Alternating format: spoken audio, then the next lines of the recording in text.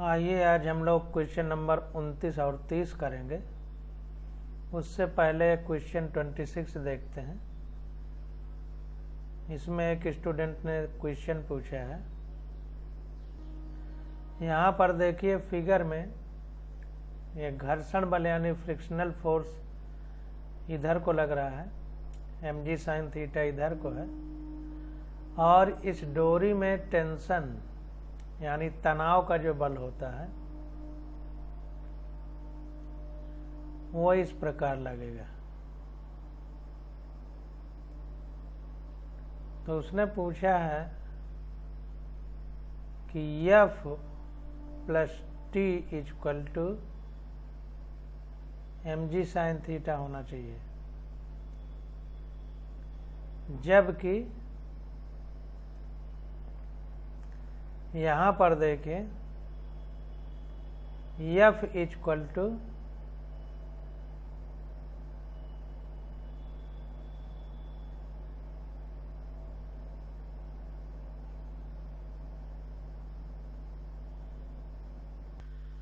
F plus T जो है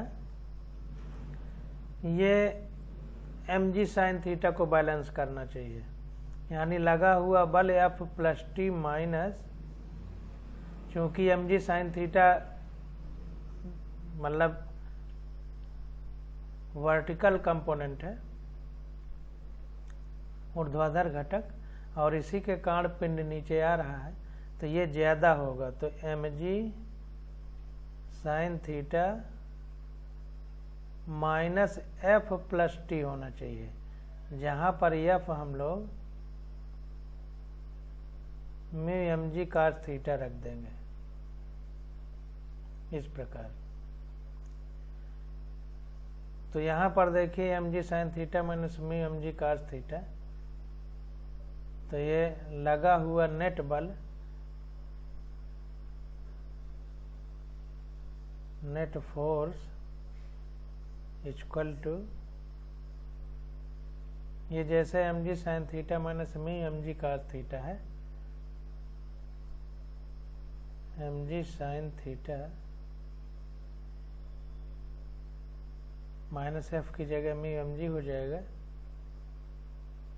cos theta, plus ये t क्यों नहीं है, ये पूछा है प्लस t क्यों नहीं है यहाँ पर, ये पूछा है। बड़ा अच्छा सवाल। तो देखिए t इसलिए नहीं है क्योंकि देखिए जब इस पिंड को छोड़ा जाता है तो ये 10 सेंटीमीटर खिंच जाता है, खुद दिया है क्वेश्चन। गुटके द्वारा तय विस्थापन यानी displacement x equal to 10 centimetre. इसका मतलब जब ये गुटका यहाँ पर है, जब 10 सेंटीमीटर नहीं चला है, तो ये स्प्रिंग में कोई खिंचाव नहीं है। खिंचाव तो तब होगा जब 10 सेंटीमीटर चलेगा। तो जब खिंचाव नहीं है उस समय यहाँ पर तनाव बल नहीं होगा, टेंशन फोर्स नहीं होगा। तो जब 10 सेंटीमीटर चलेगा तब तनाव उत्पन्न होगा यानी टेंशन, तब हम mg sin theta minus F plus T कर सकते हैं। अभी mg sin theta minus F ही कहेंगे टोटल नेट फोर्स के लिए। तो ध्यान दीजिए कि यहाँ t क्यों नहीं है। अब अगला क्वेश्चन हमारा आ जाता है 29 नंबर क्वेश्चन। तो कह रहा है नीचे दिए गए चित्रों में स्थिर ऊर्जा वक्रों में से कौन सा वक्र संभवतः दो बिलियर्ड गेंदों के प्रत्यार्थ संघट्ट का वर्णन नहीं करेगा। तो इलास्टिक कोलिजन हो रहा है दो बिलियर्ड बॉल के बीच में। तो कह रहा है ये जो ग्राफ दिए गए हैं, 6 ग्राफ दिए गए हैं, तो इन ग्राफों में से कौन सा बिलियर्ड बॉल के इलास्टिक कोलिजन को डिस्क्राइब नहीं करेगा या स्पष्ट नहीं करेगा। यहाँ r गेंदों के केंद्रों के मध्य की दूरी और प्रत्येक गेंद का अर्धव्यास r है। यहाँ r गेंदों के केंद्रों के मध्य की दूरी है, ये स्मॉल r रखा गया है, ये r है। कैपिटल R देखिए अलग है, ये स्मॉल r गेंदों के मध्य की, r गेंदों के केंद्रों के मध्य की दूरी है और प्रत्येक गेंद का अर्धव्यास कैपिटल R है। समझिए, एक गेंद ये है, एक गेंद ये है, तो गेंदों का मान लीजिए केंद्र बिंदु ये है, तो एक ये दूरी है, मध्य बिंदु से ये दूरी है, तो अर्ध व्यास का मतलब त्रिज्या, तो त्रिज्या हमारी कैपिटल आर है, ये भी कैपिटल आर है, ये भी कैपिटल आर है, ये चीज। और दोनों गेंदों के मध्य बिंदु की दूरी है, केंद्रों के मध्य बिंदु की दूरी। कहने का मतलब ये है कि यहां से लेकर के ये मध्य बिंदु, ये पूरी दूरी हमारी स्मॉल आर है, ये इस प्रकार दिया गया। तो पूछ रहा है कि कौन सा ग्राफ हमारा करेक्ट है, ये जो ग्राफ दिए गए हैं। तो इसको देखते हैं, इतने ग्राफ दिए गए हैं। अब यहाँ पर देखिए, सबसे पहले समझने की बात है कि जब हम इलेक्ट्रोस्टैटिक्स यानी कक्षा 12 की पहले पार्ट की जब फिजिक्स पढ़ते हैं, तो उसमें एक फार्मूला आता है U = 1/4πε0 Q1 Q2/R आता है। तो अगर इसको हम, ये देखिए नियतांक K है, ये इलेक्ट्रोस्टैटिक्स के लिए, और यहाँ पर अगर हमारा मैकेनिक्स आ जाए, यांत्रिकी, तो यही गुरुत्वाकर्षण नियतांक G हो जाएगा। और वहाँ पर जो काम आवेश करता है, यहाँ पर वो काम द्रव्यमान करता है, तो m1 m2/R हो जाएगा। तो जो U है ये हमारा 1/R है, यानी जो स्थितिज ऊर्जा है वो जो द्रव्यमान है उनके केंद्रों के बीच की दूरी जो है स्मॉल r जो है, इसके व्युत्क्रमानुपाती होगी। ये हमने देखे कैसे समझ के निकाला है, NCERT में दिया भी होगा। तो देखिए, जब दो बिलियर्ड गेंदें आपस में टकराते हैं तो उनके बीच की दूरी जब टक्कर हो जाएगी तो जाहिर सी बात है कि आपस में सट जाएंगी। जब सट जाएंगी तो जो अर्धव्यास है, यानी जिसको रेडियस कहेंगे, तो उतनी ही दूर केंद्र बिंदु की दूरी रह जाएगी। तो केंद्र बिंदु की दूरी जब दोनों सट जाएंगी, एक गेंद ये है हमारी और एक गेंद ये है, मान लीजिए ये है, ये जब आपस में सट जाएंगी ऐसे, तो इनके बीच जो R है, ये भी R है, ये भी R है, तो मिल के अब कितनी दूरी बचेगी, 2R होगी। तो वही R = R + 2R कर दिए तो 2R हो गया। तथा स्थितिज ऊर्जा शून्य होती है। अब ध्यान दीजिए, यहाँ पर सटने के बाद जो ये R है हमारा, ये R स्मॉल r, तो देखिए जो इनके बीच की दूरी थी वो तो 0 हो गई। इसको इस तरह समझिए कि कोई बाल है, मान लीजिए यहाँ से गिराई जा रही है और ये पृथ्वी की सतह है। अब इस बाल की ऊंचाई यहाँ से ये मान लीजिए h ऊंचाई है। तो अब यहाँ पर अगर हम स्थितिज ऊर्जा निकालें तो U = mgh हो जाएगा, mgh हो जाएगा। लेकिन यही बाल जब अर्थ की सतह पर आ जाएगी तो h = 0 होगा, तो U बराबर क्या हो जाएगा, 0 हो जाएगा, क्योंकि h है ही नहीं। तो यहाँ पर देखिए जब ये आपस में सट गई तो ये R खत्म हो गया। जब सट गई तो R खत्म हो गया, 2R भर बचा इनके केंद्रों के बीच की दूरी। तो जब R है ही नहीं तो स्थितिज ऊर्जा क्या होगी, शून्य हो जाएगी। तो इन सभी आलेखों में से E आलेख इस स्थिति को दर्शाता है। अतः आरेख E दो गेंदों के प्रत्यास्थ संघट्ट को वर्णित करता है। अब E वाला देखते हैं। ये ई वाला देखिए फिगर है, ई हमारा। तो ये मान लीजिए स्थिर ऊर्जा दी गई है, पोटेंशियल एनर्जी, और इधर आर दिया गया है। तो एक चीज ध्यान दीजिए, जब कर्व बनाते, ये ग्राफ बनाते हैं, तो जैसे ये U को V लिखा है स्थिर ऊर्जा को, तो V अगर प्रोपोर्शनल होती R के तो ये लाइन सीधी होती।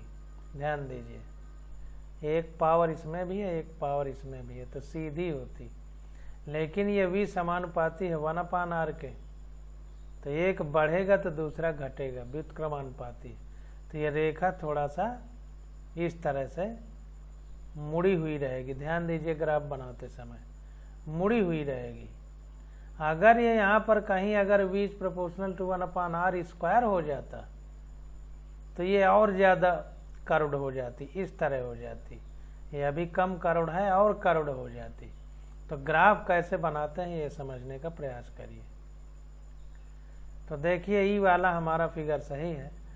यहाँ पर जब दोनों के बीच दूरी स्मॉल r है, तो उस समय देखिए पोटेंशियल एनर्जी यानी स्थिर ऊर्जा, इसको अगर केंद्र बिंदु माने तो सबसे ज़्यादा है। और इसके बाद जब ये आपस में आती हैं पास, तो स्थिर ऊर्जा घटती जाती है। और चूंकि व्युत्क्रमानुपाती है, इसलिए ये थोड़ा सा कर्व्ड है, सीधा लाइन नहीं है, थोड़ी कर्व्ड है। अगर V डायरेक्टली प्रोपोर्शनल होता R के तो ये स्ट्रेट लाइन होती, सीधी रेखा होती। तो ये हल्का सा कर्व्ड है। और देखिए, जब 2R पे आ जाती है, यानी दोनों जब टकरा जाती हैं, तो उनके बीच ये R 0 हो जाता है, यानी R 2R के बराबर हो जाता है। तो 2R तो इनका व्यास होगा, और जब आपस में सट जाएंगी तो उस समय क्या होगा, स्थिर ऊर्जा 0 होगी। तो देखिए, केंद्र बिंदु से अगर इधर चलें तो 0 हो जाएगा। यहाँ से 2R होगा, 2R डिस्टेंस पे ये वाला लाइन में कुछ भी नहीं है, ऊपर कुछ भी नहीं है। इसका मतलब VR 0 है, यानी स्थिर ऊर्जा 0 है। तो यही ग्राफ हमारा सही बात को बता रहा है। ये देखिए, नहीं सही हो सकता है, क्योंकि ये स्ट्रेट लाइन है, जबकि व्युत्क्रमानुपाती में कर्व्ड होता है। ये भी इसको देखते हैं तो इसमें बता रहा है कि पहले 0 है, फिर बढ़ती है, फिर घटती है। ऐसा नहीं हो रहा है, लगातार घटती है, तो ये भी गलत हो जाएगा। इसमें देखिए, पहले बढ़ती है, फिर घटती है, फिर निगेटिव हो रही है, इसलिए ये भी नहीं सही होगा। इसमें देखिए स्ट्रेट लाइन बना दिया तो आंख मूंद के गलत हो गई, स्ट्रेट लाइन हो नहीं सकती। अब ये देखिए कर्व्ड बनाया है, तो कर्व्ड तो बनाया है, लेकिन ये बता रहा है कि पहले केंद्र बिंदु में, मतलब पहले 0 है, और जैसे जैसे पास आती हैं, ये देखिए इधर को जा रहे हैं, इधर को जा रहे हैं हम लोग, तो कह रहा है जैसे जैसे इधर को जाते हैं तो बाल तो देखिए पास में आ रही है, लेकिन ये इधर को जब हम कर्व में जाते हैं तो ये R की तरफ चल रहा है, यानी ऐसा दूर जाने वाला कर्व है, जबकि पास आना चाहिए तो दूर की ओर जा रहा है। और जब सबसे ज़्यादा दूर होता है तो ऊर्जा मैक्सिमम होती है। तो कर्व तो ये सही बनाया है, लेकिन बस गलती क्या किया है, गलती किया है कि दूर के लिए बना दिया, जबकि वस्तु पास आ रही है।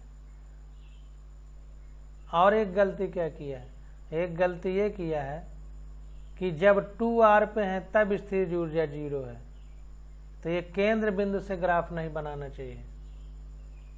इसको ग्राफ कहाँ से बनाना चाहिए था, यहाँ से ऐसे बनाना चाहिए था, दूर जाने के लिए, क्योंकि 2R पे 0 है, फिर बढ़ेगी जब दूर जाएंगी। तो 2R से ऐसे बनाना चाहिए, केंद्र बिंदु से बना दिया, इसलिए गलती हो गई।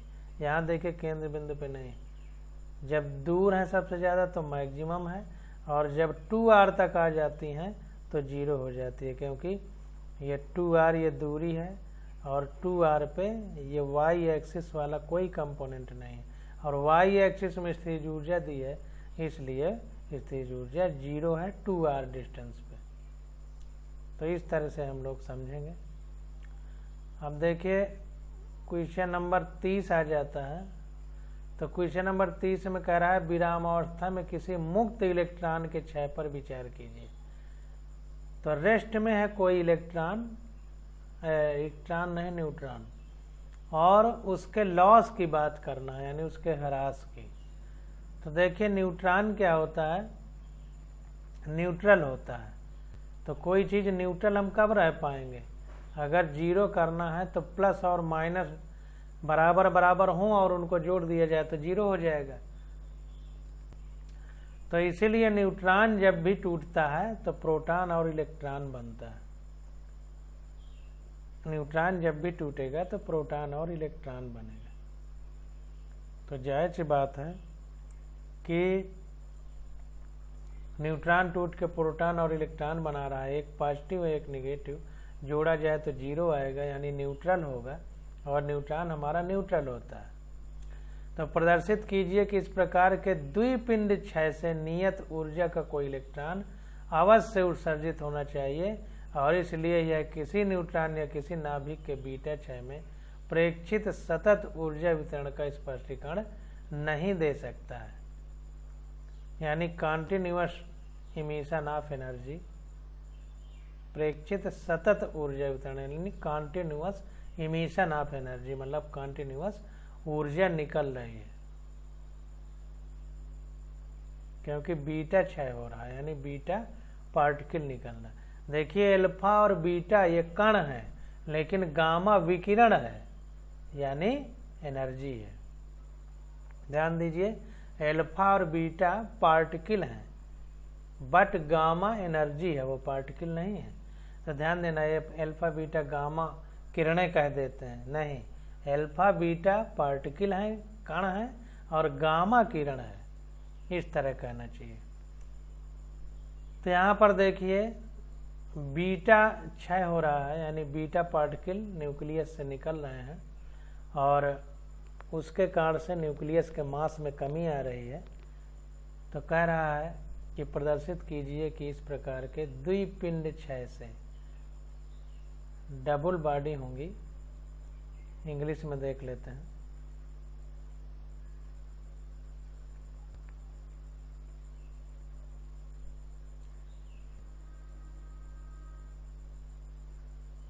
द्विपिंड क्षय से मतलब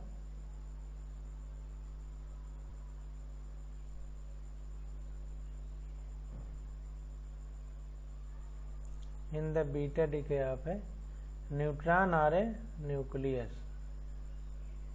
यानी न्यूट्रॉन जो निकल रहे हैं तो उससे प्रोटॉन और इलेक्ट्रॉन बन रहा है, दो पार्टिकल बन रहे हैं। टू बॉडी डीके, दो पिंडों का क्षय हो रहा है, इसलिए द्विपिंड क्षय कह रहा है। तो कह रहा है कि प्रदर्शित कीजिए कि इस प्रकार के द्विपिंड क्षय से नियत ऊर्जा का कोई इलेक्ट्रॉन अवश्य उत्सर्जित होना चाहिए, कि मतलब एक कांस्टेंट एनर्जी का कोई इलेक्ट्रॉन जरूर निकलेगा, और इसलिए यह किसी न्यूट्रॉन या किसी नाभिक के बीटा क्षय में प्रेक्षित सतत ऊर्जा वितरण का स्पष्टीकरण नहीं दे सकता है। अब जाहिर सी बात है, इलेक्ट्रॉन तो नाभिक के बाहर चारों ओर चक्कर लगाते हैं न्यूक्लियस के, तो वही कह रहा है कि जब इलेक्ट्रॉन निकलेगा तो न्यूट्रॉन और ये बीटा क्षय तो न्यूक्लियस यानी नाभिक से होता है। तो वही कह रहा है कि न्यूट्रॉन इलेक्ट्रॉन अवश्य निकलना चाहिए, और ये इलेक्ट्रॉन इस बीटा क्षय को, क्योंकि बीटा डीके जो है हमारा नाभिक से यानी न्यूक्लियस से हो रहा है, इसलिए इलेक्ट्रॉन उसका स्पष्टीकरण नहीं दे सकता, ये कह रहा है। ये देखिए ग्राफ बनाया है कि प्रति इकाई ऊर्जा अंतराल में बीटा कणों की संख्या। तो इधर हमको बीटा पार्टिकल का नंबर बताना है प्रति इकाई ऊर्जा अंतराल में, यानी एनर्जी लेवल अलग अलग होंगे। तो एनर्जी लेवल में, किसी एक एनर्जी लेवल में जो एक यूनिट एनर्जी का जो गैप है, एनर्जी गैप, उसमें इलेक्ट्रॉन बीटा कणों की संख्या इधर बताएगा, नंबर ऑफ बीटा पार्टिकल, और इधर उत्सर्जित बीटा कणों की गतिज ऊर्जा। एक्स अक्ष में हम लोग काइनेटिक एनर्जी बीटा पार्टिकल की लिखेंगे और वाई अक्ष में हम लोग बीटा पार्टिकल का नंबर लिखेंगे। तो इसको देखते हैं और देखिए नोट में बता रहा है कि इस अभ्यास का हल उन कई तर्कों में से एक है जिन्हें डब्ल्यू पाली द्वारा बीटा क्षय के उत्पादों में किसी तीसरे कण के अस्तित्व का पूर्वानुमान करने के लिए दिया गया था। यह कण न्यूट्रिनो के नाम से जाना जाता है। अब हम जानते हैं कि यह निजी प्रचक्रण 1/2 जैसे इलेक्ट्रॉन, प्रोटॉन या न्यूट्रॉन का कोई कण है, लेकिन यह उदासीन है या द्रव्यमान रहित। यह इलेक्ट्रॉनों के द्रव्यमान की तुलना में इसका द्रव्यमान अत्यधिक कम है और जो द्रव्य के साथ दुर्बलता से परस्पर क्रिया करता है। न्यूट्रॉन की उचित क्षय प्रक्रिया इस प्रकार है।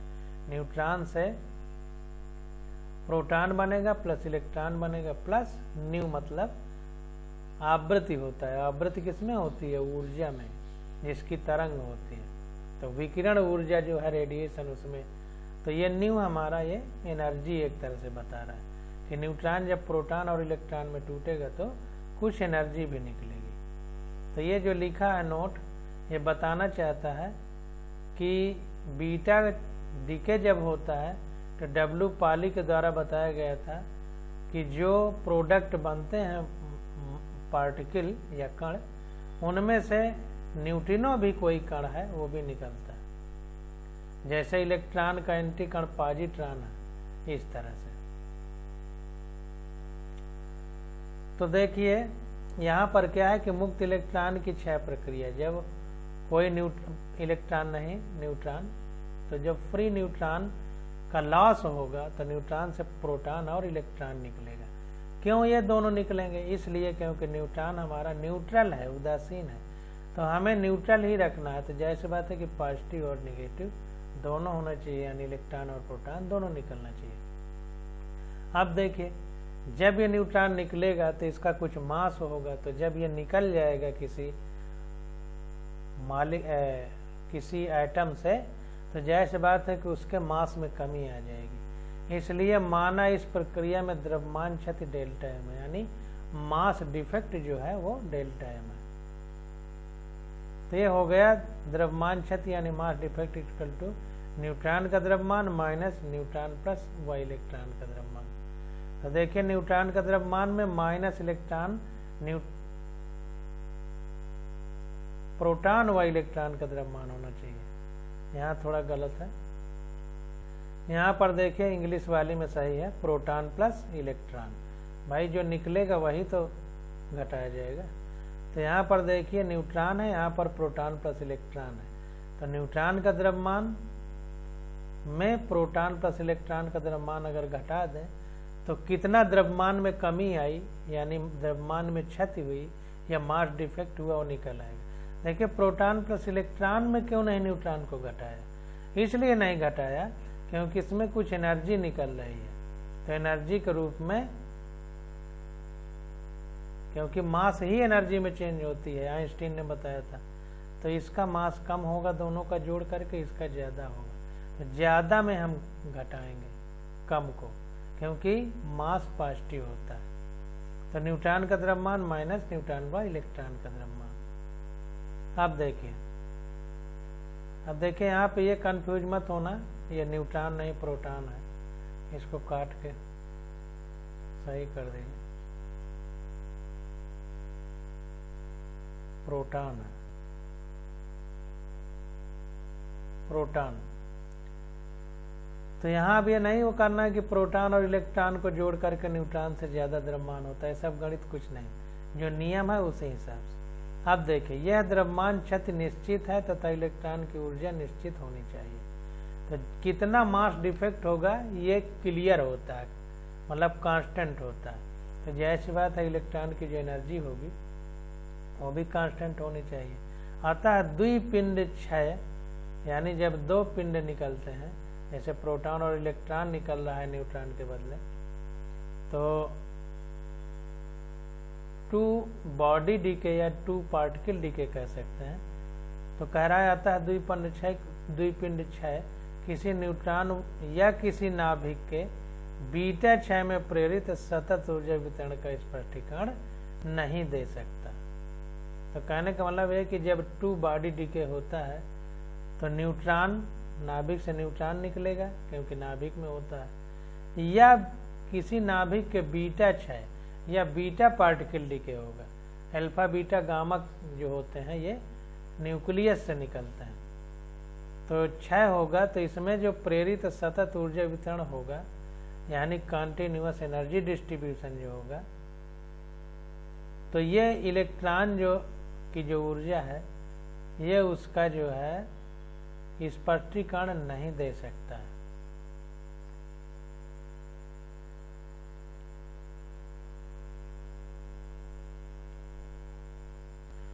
तो शायद आपको ये बात समझ में आ गई होगी कि जो द्रव्यमान क्षति है यानी मास डिफेक्ट है वो न्यूट्रॉन के मास में प्रोटॉन प्लस इलेक्ट्रॉन का मास घटाने से प्राप्त हो रही है और ये निश्चित है, यह द्रव्यमान क्षति निश्चित है तथा इलेक्ट्रॉन की ऊर्जा भी निश्चित होनी चाहिए।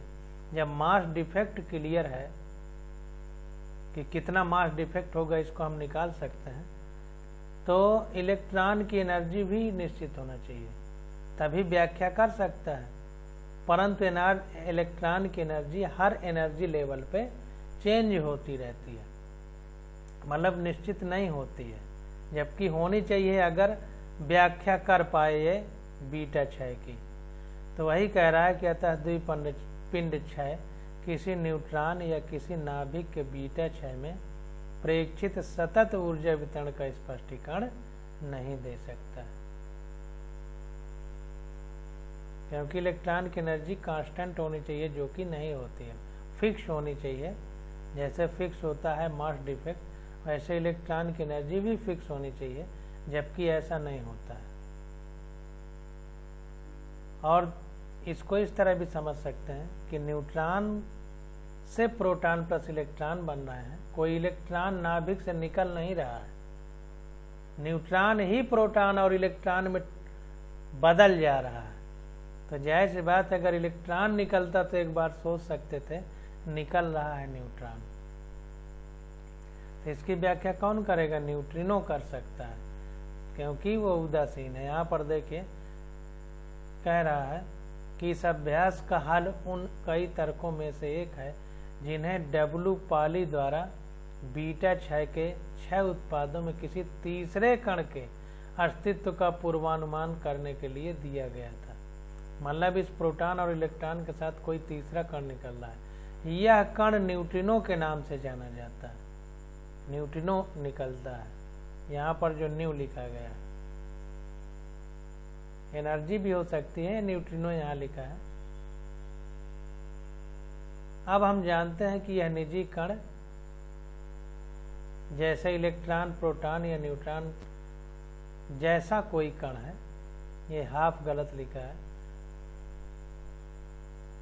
अब हम जानते हैं कि यह निजी प्रचक्रण ठीक है, ये यस की वैल्यू दिया है, हाफ यस की वैल्यू। जैसे हम लोग ऑर्बिटल पढ़ते थे तो उसमें विपरीत चक्रण के दो इलेक्ट्रॉन होते थे, तो एक को हाफ मानते थे और इसको भी, ये एक एंटी क्लॉकवाइज तो दूसरा हाफ क्लॉकवाइज घूमता था। तो ये चक्रण की बात कर रहा है, स्पिन की, तो ये हाफ हो गए एक तरफ। लेकिन यह उदासीन है, जो न्यूट्रिनो है ये हमारा उदासीन है, यह द्रव्यमान रहित है, मतलब मास भी नहीं है और न्यूट्रल भी है। तो एनर्जी में भी मास नहीं होता और न्यूट्रल होती। यह इलेक्ट्रॉन के द्रव्यमान की तुलना में इसका द्रव्यमान अत्यधिक कम है और जो द्रव्य के साथ दुर्बलता से परस्पर क्रिया करता है। तो न्यूट्रॉन की उचित क्षय प्रक्रिया इस प्रकार है। तो जो क्वेश्चन में ये बताया है कि न्यूट्रॉन से प्रोटॉन और इलेक्ट्रॉन निकल रहे हैं, तो एक न्यूट्रिनो पार्टिकल और निकल रहा है जो मासलेस है लगभग, और उसका जो है न्यूट्रल भी है, मतलब उदासीन भी है। तो जब इस तरह लिखेंगे तो फिर ये व्याख्या हो सकती है जो हम बता रहे हैं। क्यों? क्योंकि तब न्यूट्रिनो का जो मास है ये टोटल मास के बराबर होगा। तो जो कमी आ रही है हो सकता है न्यूट्रिनो के जितना मास होगा उसके बराबर आ जाए। तो ये दोनों तरफ बराबर होगा तब तो व्याख्या हो सकती है, मतलब न्यूट्रिनो को शामिल करें तब, बिना न्यूट्रिनो के नहीं हो सकती, क्योंकि एनर्जी इलेक्ट्रॉन की हम फिक्स करेंगे, वो फिक्स होती नहीं, हर एनर्जी लेवल पे बदलती रहती है, जबकि मास डिफेक्ट फिक्स है। तो ये न्यूट्रिनो जोड़ें तो व्याख्या कर सकते हैं। तो इस प्रकार से हमारा चैप्टर खत्म हो गया। अब हम लोग नीट का आंसर पेपर करेंगे, वर्क पावर एनर्जी के क्वेश्चन। आज का लेक्चर बस यहीं तक।